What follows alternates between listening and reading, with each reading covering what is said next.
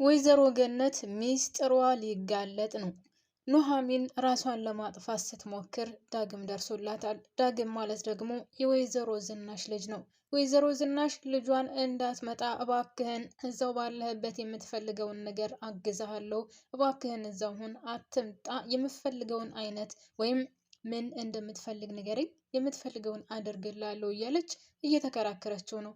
ልጁ ደግሞ እናቴን ነው የምፈልገው፣ ሰው ነው የምፈልገው፣ ገንዘብ ሳይሆን እኔ ሰው ነው የምፈልገው። በነገራችን ላይ ባለቤትሽ ወይም ባልሽ የታወቀ ሀብታም ነው በከተማው ተብሏል። ስለዚህ የእናንተን ቤት መፈለግ ደግሞ ወይም ፈልጎ ማግኘት ምንም ነገር የሚያቅተኝ አይደለም። ስለዚህ እመጣልሻለሁ፣ እኔ የእናቴ ምግብ ናፍቆኛል፣ እናቴ አጠገብ ቁጭ ብዬ በፍቅር ምግብ መብላት ትፈልጋለሁ ሲልም ነግሯታል። ወይዘሮ ዝናሽ ግራ ተጋብታለች። ሌላው ኑሐሚን አባቷ ልጅ አይደለሽም፣ በእኔ በኩል አንቺ የተረገምሽ ነሽ ብሎ ረግሟታል። ለጊዜው ተናዶም ስለነበር ነው። በነገራችን ላይ እዚህ ድራማ ላይ የአቶ ለይኩን መልካምነት፣ ደግነት፣ በስመ አብ ወወልድ ወመንፈስ ቅዱስ የተለየ ነው። የቤቱን ሰው በሙሉ ወይም ደግሞ የቤቱን እንዳለ በአጠቃላይ ደግነትንም ሆነ መልካምነት፣ የዋህንም ሆነ ቅንነት የወሰደው ይመስለኛል። በጣም የሚደንቅና የሚገርም ደግነት ያለው ሰው ነው። እንግዲህ ስለ ኑሐሚን ያው ሁላችሁም ያያችሁት ካላችሁ ከመጀመሪያ ጀምሮ ወይም ከዛ ቤት ኑሐሚን ከተዋወቃ ጊዜ ጀምሮ ለሷ ያለው አመለካከትና ለሷ ያለው ቀና አስተሳሰብ የሚገርምና የሚደንቅ ነው። አሁንም ድረስ እርጉዝ ሆና እንኳን ለሷ ያለው አስተሳሰብ እና ለሷ ያለው አመለካከት ከሚገባው በላይ የተለየ ነው። እንግዲህ ከዛ በፊት ወይም እርጉዝ ከመሆኗ በፊት ወገቡን ገትሮ ሲከራከርላት የነበረ እና ለልጁ ለናሆም ለማጋባት ሲጥር የነበረ ነው። እሱ ብቻም ሳይሆን ለናሆም ረዳት ሆና እንድትሰራ ከድርጅቱ እያባባለላት ነበር። ያው አሁን በመካከል እንግዲህ የእሷ እርግዝና ሲታወቅ ያው እርጉዝና ብዙ መስራትም ስለማትችል ሲቀጥል አባቷንም እንድትንከባከብ ለብቻቸው ቤት ገዝቶ ሊያስቀምጣቸው ነው። ሰላም ውድ እና የተከበራችሁ የኔ እንቁ ቤተሰቦች እንዴት ናችሁልኝ? ሰላም ናችሁ ወይ? በያላችሁበት ሰላማችሁ ብዝዝት ትርፍርፍ ይበልልኝ። ለቻናሌ አዲስ የሆናችሁ ልበል ይቅርብኝ። ነባር ቤተሰቦች ላይክ ማድረጋቸውን እንዳትረሱ። ስለመጣችሁ ከልብ ነው የማመሰግነው። ኑሐሚን ዛሬ ራሷን ለማጥፋት ሞክራ ነበር። ነገር ግን ዳግም የወይዘሮ ዝናሽ ላይ መንገድ ላይ ወይም እዛ ቁጭ ብላ መድኃኒቱን ልትወስድ ከነበረበት ቦታ ላይ ከእናቱ ጋር ሲያወራ ድንገት ይመለከታታል።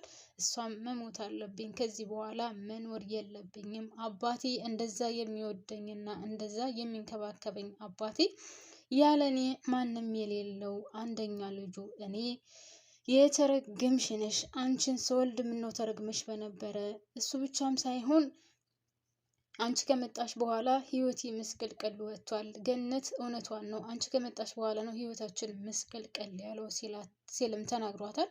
እሷም በዚህ ደረጃ ጠልተኸኛል ወይ ስትለው ለአቶ ተሰማ፣ አቶ ተሰማም ጨምሮ አንቺ ልጅ ሳትሆኝ የተረገምሽ ነሽ ብሎ ነው እንግዲህ የተናገራት። ይህ ማለት በጣም ትልቅ ንግግር ነው። የተረገምሽ ነሽ ማለት አስባችሁታል? በስመ አብ ወወልድ ወመንፈስ ቅዱስ አታደርስ አትሉ። ለማንኛውም እንደዛ ሲላት አፏን አፍና እያለቀሰች ነበር ቀጥታ ወደ ውጭ ወጣችው። አቶ ለይኩንም ከአቶ ተሰማ ከጓደኛዋ አጠገብ ሆኖ በነገራችን ላይ እንግዲህ እሱም አዝኖባታል። ነገር ግን አቶ ለይኩን ከሚገባው በላይ ጓደኛውን እያጽናናው ነበር። ተው ተሳስታ ይሆናል፣ ልጅ ናት፣ ፍቅር አይኗን አውሯት ነው። ልጆች አይሳሳቱም አይባልም፣ ይሳሳታሉ። ነገር ግን ይች ልጅ አሁን ወደ ውጭ ወጥታ የሆነ ነገር አድርጋ ራሷን ብታጠፋ በኋላ ይቆጭሃልም እያለው ነበር።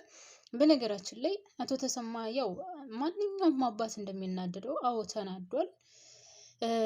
አቶ ለይኩን ጋር አብረው ቁጭ ብሎ በጣም ብዙ እየመከሩ ነበር፣ ብዙ እያወሩ ነበር። እንግዲህ ያው በምን ዙሪያ ካላችሁም ለናሆም እንዲድረው ወይም ደግሞ ናሆምና ኑሐሚን እንዲጋቡ ብቻ ያው አቶ ለይኩንም በኑሐሚን ላይ ከሚገባው በላይ እምነት ስለነበረው እያወሩበት ነበር። ስለዚህ አንድ እንደ አባት ስታዩት በጣም ከባድ ነው። ከጓደኛው ፊት እንደዛ ሲዋረድ ልጁ 100% እርግጠኛ ሆኖ የሚያወራ አባት ልጁ እሱ ብቻም ሳይሆን ጓደኛው አቶ ለይኩን 100% እርግጠኛ ሆኖ ከልጁም ከባለቤቱም ሲከራከርላት የነበረችውን ኑሐሚን አረገዘች ሲባል በጣም ከባድ ነው።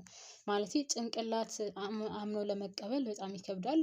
እንደ አባት ደግሞ አቶ ተሰማ አለመናደድና አለመበሳጨት አይችልም። በጣም ከባድ ነው። ያመናችሁት እንደዚህ በቀላሉ ተሰብሮ ወይም ደግሞ ተከድታችሁ ስታገኙት ጭንቅላታችሁ ማመን እስከሚያቅተው ድረስ ነው የሚቸገረው። ሰው አሁን አቶ ለይኩን እና አቶ ተሰማ በዚህ ደረጃ ነው እንግዲህ። አቶ ለይኩን እንኳን ምንም ያን ያክል እንትን አላለም፣ ቶሎ ብሎ ነው የገባው። ልጆች ናቸው ደግሞ ፍቅርና ውለታ ነው ያሰራት ብሎታል። አዎ በነገራችን ላይ እዚህ ላይ ኤርሚያስን ልቀርበው የቻለችውና ኤርሚያስን በደካማ ጎኗ ገብቶ ነው እንደዚህ ያደረጋት።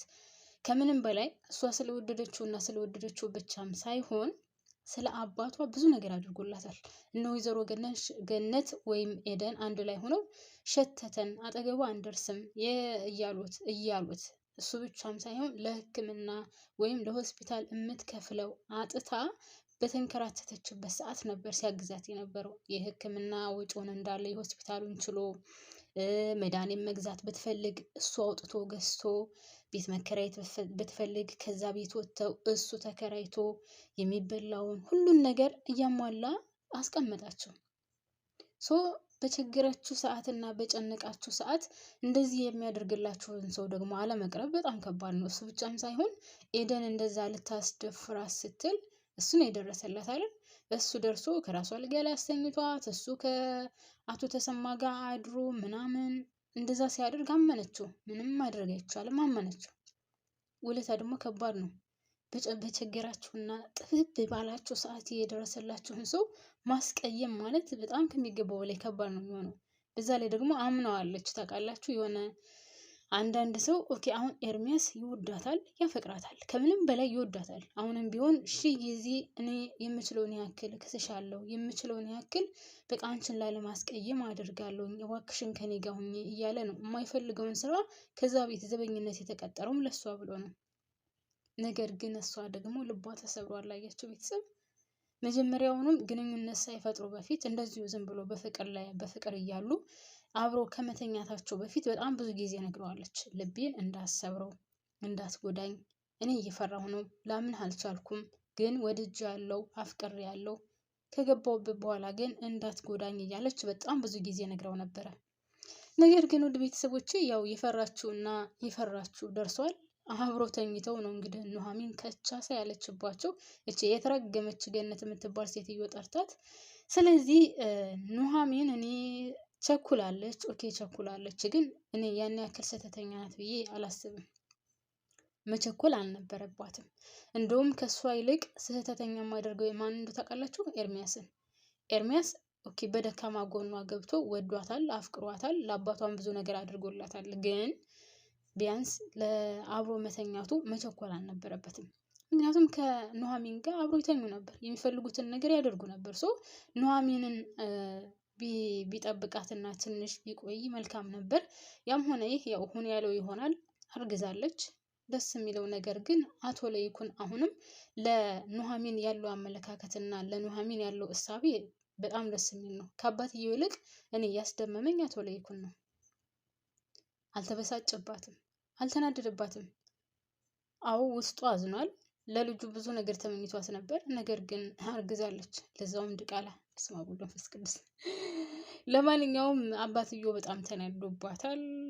ግን አቶ ለይኩን ለማስታረቅ እና ሁለቱ አንድ ላይ እንደሆኑ የሚያደርገው ጥረት በጣም የሚደነቅ ነው። በዛ ላይ አቶ ተሰማ አሁን እሷን የተረገምሽ ነሽ፣ ልጅ አይደለሽም፣ አዋርደሽኛል ምናምን በጣም ብዙ ነገር እያላት ነው። ግን እሱ ደግሞ ያለ እሷ አይሆንለትም። ለምን ካላችሁ ምን ያንቀሳቅሰዋል? ያንን ሁሉ ጉድ እኮ እሷ ናት ተሸክማ የቆየችው። ያሳደጋቸው አብሮ ብዙ ዋጋ የከፈለላቸው ስንት ነገር አድርጎ ያሳደጋት ኤደንማ ታዲያ በአጠገቡ እንኳን አልሄደችም። እንደውም እዛ ሆኖ ለመግደል ብዙ ነገር አድርገዋለች። በቢላ ሁሉ ልታርዶ ነበረ። አሁን አቶ ተሰማ ለጊዜው ቢናደድም ልጅ አይደለሽም፣ እንዳንቺ አይነት ልጅ የለኝም፣ አንቺ የተረገምሽ ነሽ፣ አንቺን ስፈጥር ምነው እርጉም በሆንኩኝ ምናምን እያለ ቢያወራም ለሱ በጣም አስፈላጊው ናት ለአቶ ተሰማ። ዊልቼር ላይ ያለ ሰው ነው፣ መንቀሳቀስ አይችልም፣ እንደፈለገው ከፈለገው ቦታ ደርሶ መመለስ አይችልም። ስለዚህ ለሱ በጣም ወሳኝ ናት። ስለዚህ ያም ስለሆነ ነው እንግዲህ አቶ ለይኩን ሁለታቸው እንዲታረቁና በመካከላቸው ሌላ ነገር እንዳይፈጠር ብሎ እንግዲህ ኑሐሚን ልጅ አይደለሽም አንቺ የተረገምሽ ነሽ ብሎ ሲላት አቶ ተሰማ እያለቀሰች ወደ ውጭ ነበር የወጣችው። ወደ ውጭ ወጥታ ደግሞ ምንድን ነው ያደረገችው? ወደ ቤተሰቦቿ የሆነ ብዙ አይነት መድኃኒት ሰብስባ በእጇ ይዛ መድኃኒቱን ለመውሰድ እና ራሷን ለማጥፋት ነበር። እዛ ላይ ነው እንግዲህ ዳግም የወይዘሮ ዝናሽ ልጅ ያያት ማለት ነው። ከዛ ያስጥላታል። ምን ሆነሽ ነው ብሎ ቢጠይቃትም ልትመልስለት አልቻለችም። ወደ ሁለቱ ቁመው እያወሩ እያለ ኤርሚያስ ይመጣል። ኤርሚያስ መጥቶ ደግሞ አንተ ማነህ ምናምን ብቻ ዳግምን ለመናገር ፈልጎ ነበር። ነገር ግን ዳግም እውነታውን ነገረው። እኔ ራሷን ልታጠፋ ስትል ነው የደረስኩላት። ስለዚህ አንተ ዝም ብለህ አታውራ፣ እርግጠኛ ነኝ አንተ ነህ የልጁ አባት ምናምን ነገር ሲለው ያም ሆነ እኔ ይቅርታ አድርጊልኝ፣ እባክሽን ይቅርታ አድርጊልኝ ብሎ ቢለማመጣትም በነገራችን ላይ በጣም ጠልተዋለች። በነገራችን ላይ ቤተሰብ አንዳንድ ሰው ሳትፈልጉ በህይወታችሁ ገብቶ ሰብሯችሁ ይወጣልና ያን ሰው እንዴት አድርጋችሁ ይቅር ትሉታላችሁ? በተለይ ደግሞ በምትወዱ አባቷ በሚወዳት ልጁ መካከል እንደዚህ አይነት ነገር ሲፈጠር በጣም ከባድ ነው። እና ኤርሚያስን በድጋሚ ኑሐሚን ይቅርታ ታደርግለታለች? በፍጹም የሚሆን አይመስለኝም። ግን እኔ አሁን እንደኔ ግምትና እንደኔ ሀሳብ ውድ ቤተሰቦቼ የወይዘሮ ዝናሽን ልጅ ዳግምን ሁለታቸው ሳይጣበሱ አይቀሩም። እርግጠኛውን የምነግራቸው ወደፊት ሁለታቸው ይጣበሳሉ። ወይዘሮ ዝናሽ የምትጠላት እንደ ጥላት የምታያት ልጇ ማለት ልጅ እንደውም የልጇ ሚስት ሳትሆን አትቀርም እርግጠኛ ነኝ። ምክንያቱም እሱ እርግዝናዋን እንዳየ ታውቋል። ራሷን ልታጠፋ ስትል ነው የደረሰው። ከኤርሚያስ ጋር ደግሞ ከአሁን በኋላ ምንም አይነት ግንኙነት ይኖራታል ብዬ አላስብም። በጣም ጠልተዋለች ብቻም ሳይሆን ልክ እንደ ጥላት አድርጋ ነው የምታየው። በቃ በህይወቷ ላይክ የማትረሱን ነገር አለ አይደለ? በህይወታቸው የሆነ በጣም የሚያስጠላና እንዴት ነው ጠባሳ ጥሎባችሁ የሄደ ሰው የለም? እንደዛ ነው የምታየው። ስለዚህ ከአሁን በኋላ ከኤርሚያስ ጋር ግንኙነት ይኖራታል የሚለው ነገር በፍጹም እኔ አላስበውም። ሌላው ደግሞ ናሆም ነው። ናሆም አሁን ከአምራን ጋር እየተገናኘ ነው። በዛ ላይ አምራን መሰሪ ናት። አምራን ግን እግዚአብሔርን ስማ ምንም አይነት ፍቅር ከናሆም የላትም። ለመበቀል ነው አሁን እዛ ቤት የምትፈልገው። ራሴን አጠፋለሁ እንደዚህ እላለሁ እያለች እሱ ይቅርታሽ ችግር የለውም ከዛ ቤት ግቢ እስከሚላት ድረስ ነው እንጂ ከኤርሚያስ ጋር ስታወራ ምንድን ነው ያለችው? እኔ ለሱ ምንም አይነት ፍቅር የለኝም፣ ፍቅር ካንተ ጋር ነበረ አብቅቷል። ስለዚህ እኔ እንደምንም ብዬ ከዛ ቤት ገብቼ መበቀል ነው የምፈልገው እያለችም እየዛተችበት ነው። ስለዚህ አሁንም ናሆም ከአምራን ስራ አይጠፋም፣ ምክንያቱም ለልጁ ሲል። ስለዚህ ምናልባትም ሊታረቁ ይችላሉ። እዛ ቤት ባይቀመጡም ወይም ደግሞ እዛ ቤት መቀመጥ ባይችሉም ምናልባትም ተከራይተው አብረው ሊኖሩ ይችላሉ። እሷ ግን አንድና አንድ አላማዋ ምንድነው? ከዛ ቤት መግባት ነው። ከተሳካላት ትገባለች። እንግዲህ የምትፈልገውን አይነት በቀል ለማድረግ ይሆናል። ሌላው ምንድን ነው ካላችሁኝ ወይዘሮ ዝናሽ አሁን ጭንቀት ውስጥ ናትኝ። ዳግም እመጣለሁ እያላት ነው። አዲስ አበባ ደርሷል። ቤታቸውም ያው የታወቀ ባለ ሀብት ስለሆነ አቶ ለይኩን እንደማይጠፋው ነው የነገራት። እናም ትልቅ የጭንቀት ውስጥ ናት። በዛ ላይ ደግሞ ኑሐሚን ምስጢሬን ታወጣብኝ ይሆን? እኔ አላወጣሁባትም የሷን ሚስጥር፣ ለምንድን ነው ሚስጥሬን የምታወጣብኝ እያለች ስለ ኑሐሚን እየተጨነቀች ነው። ሌላው ኤደን ናት። ውድ ቤተሰቦቼ ኤደን እንግዲህ እንደምናውቀው ከድሮ ጀምሮ ከኑሐሚን ጋር ምንም አይስማሙም። ስለዚህ አሁንም እያሴረች ነው። አቶ ለይኩን ቤት ሊገዛላቸው እንደነበረ ሲያወሩ ሰምታ ለወይዘሮ ዝናሽ ነግራታለች። ሌላው ቀርቶ እንግዲህ አቶ ለይኩን ሲያስታርቃቸውና ኑሐሚን ራሷን ልታጠፋ እንደነበር ምናምን ሲያወሩ ሰምታ አሁንም ለወይዘሮ ዝናሽ ነግራታለች። ነገር ግን ወይዘሮ ዝናሽ ይህን ያክል ወሬ ብታቀብላትም ያን ያክል ብታደርግላትም ብዙ አልወደደቻትም። ነገር ግን እንዲህ መጨረሻ ላይ እኮ ኑሐሚንን እንግደላት ብላታለች። እናንተ ስማ የኤደን ጥላቻማ እየተለየ ነው። ምንም አላደረገቻትም እኮ ከመጀመሪያ ጀምሮ ድራማውን ካያችሁ። ያው እውነት ለመናገር የዛ ቤት ህይወት መስቀልቀሉ የወጣው እውነትም እሷ ከመጣች በኋላ ነው። እንግዲህ እሷን ከባህር ዳር ይዟት ሲመጣ ሀብለው ህይወትን ሲጀምሩ ከዛ ጊዜ ጀምሮ ነው ህይወታቸው መስቀልቀል ያለው። መጀመሪያ እሷን በማሰቃየት ነበር የጀመሩት። ከዛ እሷ ስትሰቃይ ነው እንግዲህ አቶ ለይኩን ፊልድ መውጣቱን ትቶ ከቤት ኩኑ ለመስራት ከጓደኛው ጋር ተባብሎ ቤቱን ሀረጃ ሲይዙ እዚህ ውስጥ የገባው ማለት ነው። ወደ ቤተሰቦቼ እና አቶ ለይኩንም እንግዲህ በሐራጅ ስለነበረ ቤቱም ተወረሰ፣ እሱም እንደዚህ ሆነ ምናምን። ኤደን አሁን ኑሐሚንን የምጠላት በዚህ ምክንያት ነው።